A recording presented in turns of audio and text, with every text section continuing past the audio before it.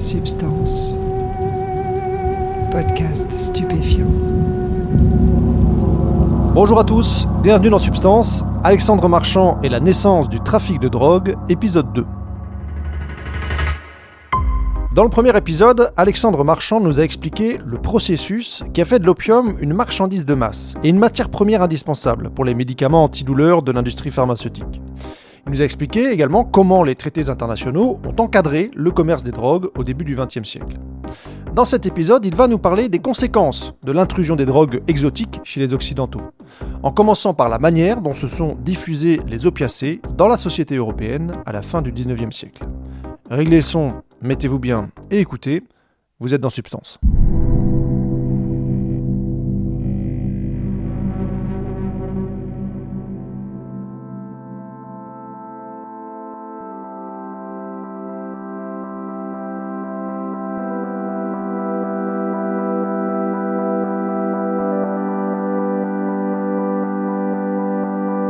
Alors les premières consommations, on va dire, déviantes, au sens de la nouvelle régulation en Occident fin 19e, concernent un public plutôt d'élite sociale.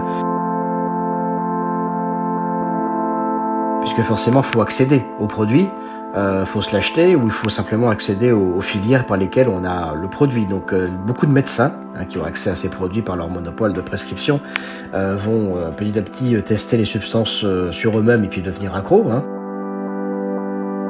Et puis après, leur entourage, les femmes de médecins, puis après les patients aussi, deviennent accros, mais où on a une toxicomanie d'abord d'élite. Parmi les femmes, pas forcément de médecins, mais parmi les femmes de la haute société qui vont se mettre à se piquer à la morphine, tout ça va développer, je dirais, un cliché particulier qu'on a dans certaines toiles françaises, dans certains romans français des années 1880-1890, c'est la morphinée. Donc c'est la femme de la haute société qui retrousse ses jupes et qui se pique dans la cuisse à la seringue hypodermique avec de la morphine. Donc la morphinée, effectivement, figure d'une toxicomanie féminine, élitiste, très décriée, pas forcément en phase avec la réalité finalement des addictions, c'est plutôt des hommes qui consomment de la drogue, mais le fait qu'une femme ici soit ainsi débauchée, dépravée, il y a toute une lecture morale après qui va faire en sorte que ce stéréotype va être très populaire, massivement utilisé dans pas mal de romans populaires, parce que ça incarne une subversion inadmissible pour une société bourgeoise, d'avoir ces femmes de la grande bourgeoisie qui oublient leur devoir de maîtresse de maison, de foyer, d'autres pour la réception toutes ces cérémonies de sociabilité bourgeoise classique. Elles ne savent plus organiser ça parce qu'elles passent leur journée à se piquer et à rêvasser en proie donc aux opiacés. Pour continuer sur cette logique de consommation par les élites, il faut savoir que se développe aussi, dans la seconde moitié du XIXe siècle en Occident, toute une tradition d'apologie de ces substances vénéneuses, ces substances euphorisantes, par certains auteurs. Donc il y a notamment Charles Baudelaire en France, qui écrit dans les années 1860 Les paradis artificiels, racontant les rêveries provoquées par la prise d'opiacés, puisque lui-même consommait beaucoup de laudanum, qui était donc un remède médical à partir d'opium, par lequel il avait accès, je dirais, par des circuits classiques de la pharmacie et de la médecine, mais qu'il surconsommait et qu'il consommait pour ses vertus récréatives. Voilà. Baudelaire, qui lui-même, quelques années auparavant, avant d'écrire son traité sur les paradis artificiels, faisait partie d'un club, l'appareil d'écrivains, avec des gens comme Théophile Gautier, qui dans les années 1840 à Paris se réunissaient sur l'île Saint-Louis pour consommer du cannabis. C'était le club des hachichim. Donc pour consommer cannabis, alors pas sous forme de cannabis à fumer, mais sous forme de compote en fait, cannabis qu'on mettait dans une espèce de marmelade de confiture et qu'on consommait comme un space cake de l'époque, et ça a donc provoqué de l'euphorie, de la rêverie, et ils faisaient l'apologie dans certains de leurs écrits de cette rêverie provoquée par ces substances stupéfiantes. Sauf que là ici on parle du cannabis. Donc c'est une histoire un petit peu différente avec le cannabis. Là encore, la rencontre entre l'Occident et le cannabis, c'est par le biais, alors pas de l'entreprise coloniale, mais c'est l'expédition d'Égypte de Bonaparte en 1798, où pas mal de soldats découvrent cette substance consommée traditionnellement en Égypte et au Levant, et puis vont s'intoxiquer avec ça, et après vont ramener en Europe des descriptions, des souvenirs, parfois un petit peu de substance, et c'est comme ça que va se créer après un petit commerce illicite entre guillemets, c'est toujours l'ambiguïté sur le statut de ces substances, petit commerce de cannabis, et sachant qu'après, dans les empires coloniaux français en Afrique du Nord, eh bien va se mettre en place un système de régie sur la vente de cannabis, qui est exactement le même système que la régie de l'opium en Indochine. C'est-à-dire que là, on accompagne la production traditionnelle de certains cultivateurs, notamment au Maroc, qui est le cultif du cannabis, mais après, dans chacune des territoires, enfin chacune des colonies, donc au Maroc, en Algérie, en Tunisie, il y aura une régie française qui a le monopole sur le commerce du tabac et, à côté du tabac, le commerce de ce cannabis. On va appeler le kiff pour reprendre l'expression des autochtones. Et donc c'est le même système. On accompagne finalement une production traditionnelle, on lui donne un semblant de légalité, mais à une époque où il y a une grande ambiguïté sur le statut réel de ces substances. On accompagne la production, on peut l'industrialiser entre guillemets éventuellement, la massifier, mais on la vend avec un monopole sur le commerce au niveau colonial, et ça permet d'engranger des revenus assez considérables. Voilà. Et ces régies, elles restent en place longtemps. C'est-à-dire que même après le début de la prohibition des drogues au niveau international, après le début des conventions et de leur application, jusqu'à la fin des empires coloniaux, ces régies restent en place. La régie de l'opium en Indochine, elle disparaît quand disparaît l'Indochine française, au début des années 50.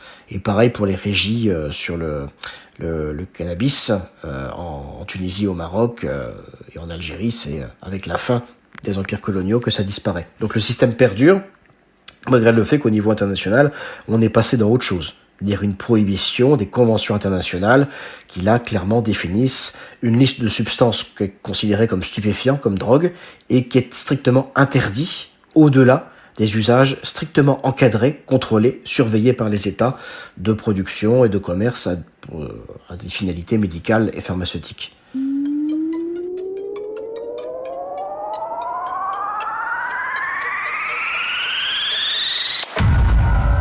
Eh bien, de manière assez simple, en fait, le trafic illicite s'est mis en place très vite par l'effet de déplacement de frontières de la prohibition, ce que ça a provoqué. Finalement, certains acteurs qui étaient même impliqués dans les dispositifs de production d'avant vont se mettre à faire du trafic. Par exemple, en Indochine française, une partie du transport et puis de la revente était aussi assurée donc en partenariat avec les autorités coloniales et certaines sociétés criminelles asiatiques, ce qu'on peut appeler les triades dans l'univers chinois, mais on a la même chose en Chine, et qui étaient déjà des partenaires, on va dire, pour tout ce qui est acheminement, convoyage, revente de l'opium. C'était déjà des partenaires des autorités du temps des régies. Une fois que la prohibition se met en place, eh bien, ils continuent de faire ce qu'ils faisaient auparavant. Sauf que maintenant, ça n'est plus dans une espèce de légalité ambivalente, ambiguë. C'est interdit, mais ils le font quand même. Parce qu'après, il y a la loi, puis il y a aussi son application. Et on sait que c'est pas parce qu'une loi existe qu'elle est forcément appliquée, et que localement, au niveau des colonies, beaucoup de gens que ce soit les autorités comme ces acteurs criminels que j'ai mentionnés, avaient l'habitude de faire du commerce et des choses ensemble, ils continuent. C'est pas la loi qui va changer leurs habitudes, surtout qu'elle est faiblement appliquée, les sanctions n'arrivent pas, donc assez logiquement, des acteurs qui étaient impliqués dans l'économie légale continuent de faire ce qu'ils font, sauf que désormais les frontières juridiques se sont déplacées, et ce qu'ils font est désormais illégal.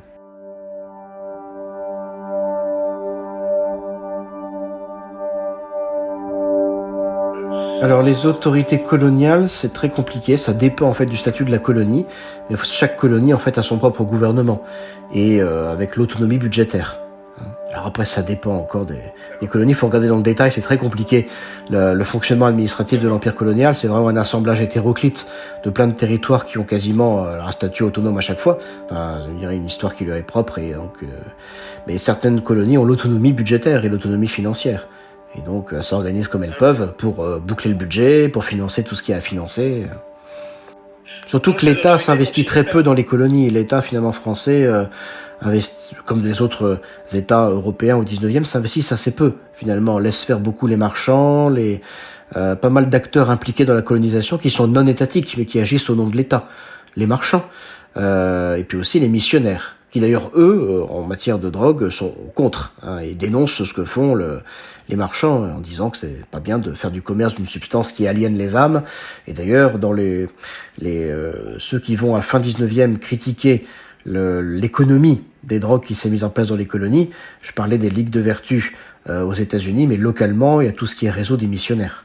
Les missionnaires, dès le départ, ont dénoncé le commerce de la drogue, l'entretien de l'aliénation et de la décadence que ça suscite.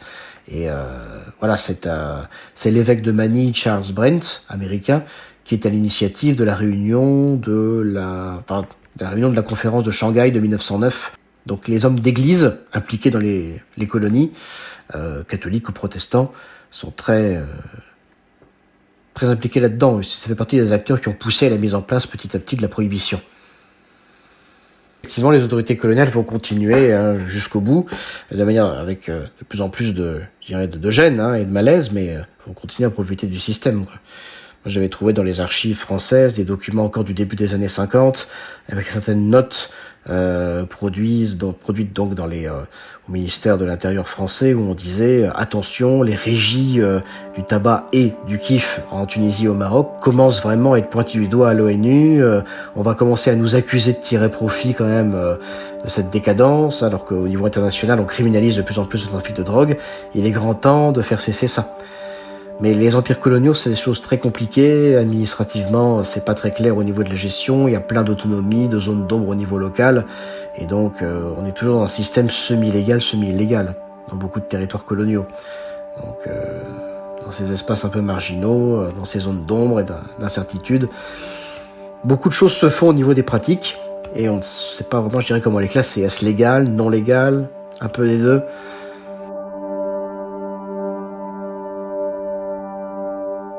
À au moins une occasion, l'implication des Français dans le trafic de l'opium ira au-delà des zones d'ombre et des activités pas nettes des marchands et des autorités coloniales. Les services de l'État eux-mêmes ont participé directement à la logistique du trafic, ce qui donnera ensuite des idées aux services américains. Alors il y a un cas très concret qui concerne les services de renseignement de l'armée qui ont mis ça en place avec la complicité de certains généraux. C'est pendant la guerre d'Indochine où, mais finalement, ça n'est qu'une excroissance du système de la régie finalement de l'opium. C'est qu'on a décidé d'utiliser des moyens militaires comme des avions cargo pour aider encore plus les populations Hmong, Méo qui cultivaient l'opium pour transporter cet opium et en assurer la revente dans les grandes villes indochinoises. L'idée étant de s'attacher à la population Méo qui était anti-Viet Minh, donc plutôt loyaliste, donc continuer d'entretenir ces bonnes relations. En plus, cette population montagnarde, elle n'était pas très loin de la zone de front avec le Viet Minh, elle avait du renseignement à exploiter. Le renseignement, ça se monnaie. Donc voilà, donne-moi du renseignement et j'organiserai pour toi la revente de l'opium en ville. Donc oui, cette opération qu'on a appelée l'opération X a été mise en place avec la complicité de certains généraux comme le général Salan, donc au début en 1953, et on a donc convoyé vers les grandes villes indochinoises cet opium pour le compte des Méo et on est allé les payer après. Le produit de la revente, on l'a reversé à ces populations-là. Et après, les Américains feront exactement la même chose une fois qu'ils vont prendre la relève des Français dans la région. C'est-à-dire qu'on s'appuie sur des populations qui sont anticommunistes et en échange, évidemment, on tolère leur production d'opium et on les aide même à écouler leur production et on monnaie aussi le renseignement, tu as l'appoint tactique sur le terrain par l'aide à la vente de l'opium.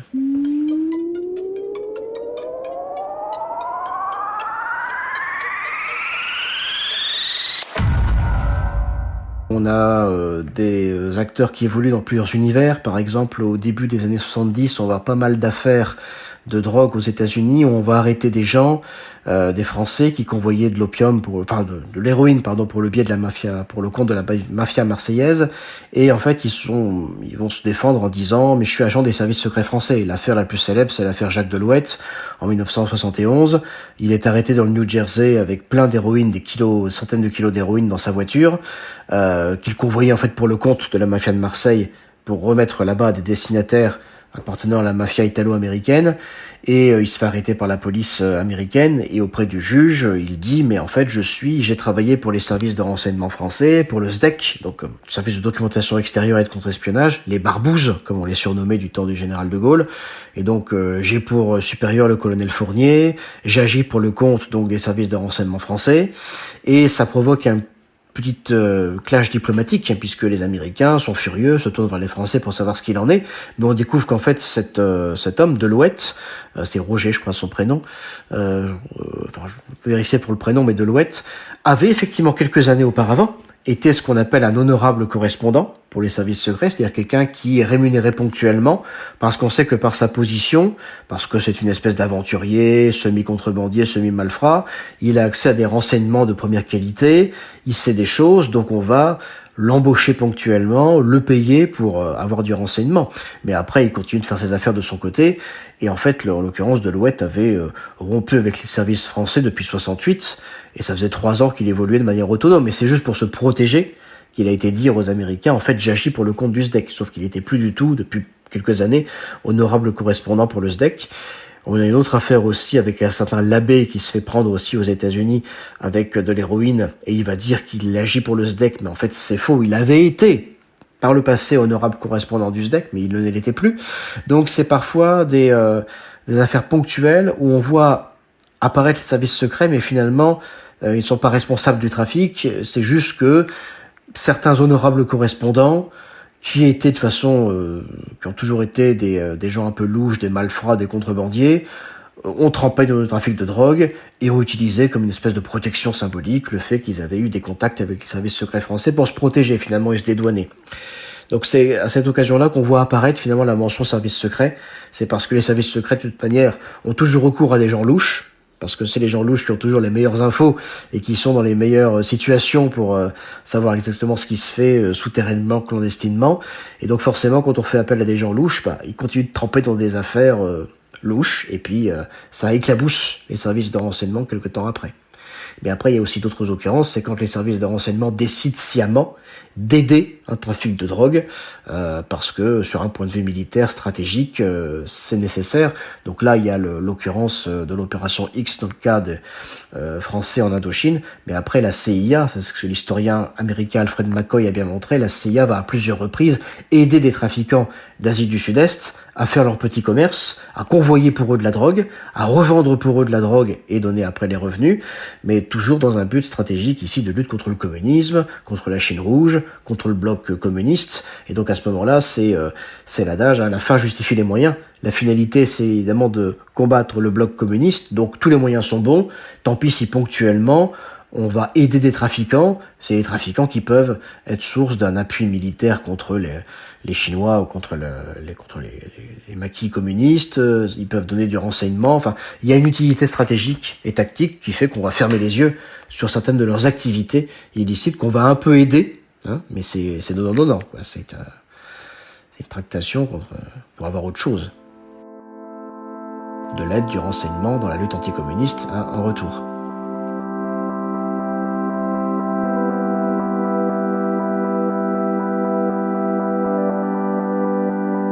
Petit à petit, tout au long du XXe siècle, effectivement, comme désormais tout le commerce non médical, non pharmaceutique est interdit, des acteurs criminels vont prendre le relais. C'est la logique même de la prohibition. C'est comme si c'est passé aux États-Unis dans les années 20, on interdit l'alcool, pourtant les gens en veulent quand même, donc qui prend le relais ?